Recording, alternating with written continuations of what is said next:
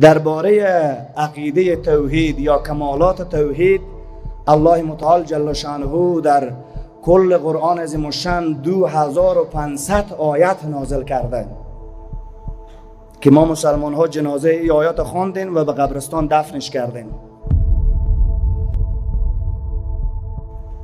و با این آیات خداحافظی کردیم، با این آیات اختلاف کردیم، بین ما و الله نعوذ بالله اختلاف پیدا شده.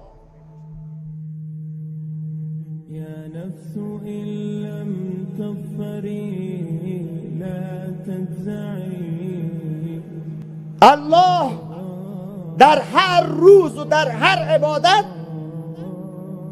پیمان کردیم که ایاک نعبد و ایاک نستعین، خاص تو عبادت میکنم و خاص از تو کمک میخوایم، اما عبادت ها را تقسیم کردیم.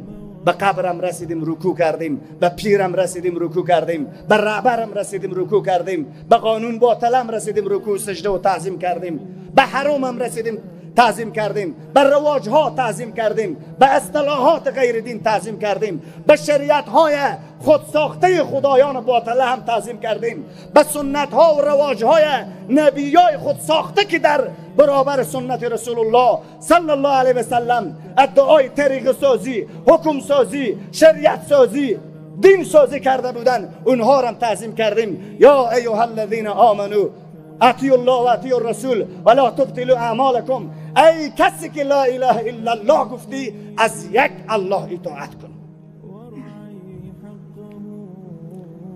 و از در منهج و سنت روش رسول الله صلی الله علیه و سلم و باطل نکن عمل خدا.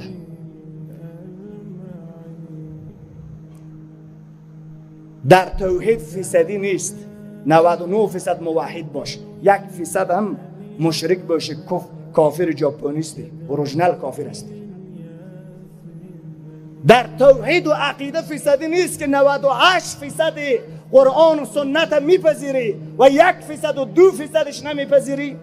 امین فتوای الله متعال هست. لا اله الا الله.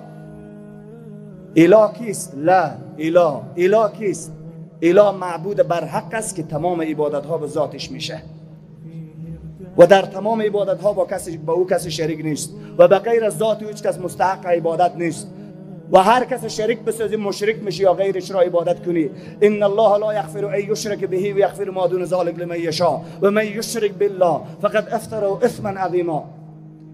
الله متعال فتوای ابدی میده که هرگز ابدالابد مشرک نمیبخشم.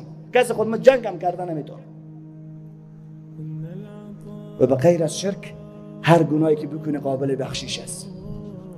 و در برابر یکی تو قرآن موجود، سنت رسول الله موجود، سیرت موجود، کتاب عقیده موجود، تکنولوژی موجود، مدارس دین موجود، علما موجود، رسالت همه انبیا موجود، تو بیای کفر کنی، شرک کنی، ارتداد کنی، هیچ دلیلی برید نیست. یک دلیل هست که احمق باشی، دیوانه باشی، شب و روز نفهمی، سردی و گرمی نفهمی، سری و گرسنگی نفهمی، در او وقت برید خوب عذر است. 12 سال مکتب بخوان، 4 سال پوهنتون بخوان، 10 سال مدرسه دین بخوان، باز بگو کفر کردم، شرک کردم، ارتداد کردم، نمیدانستم.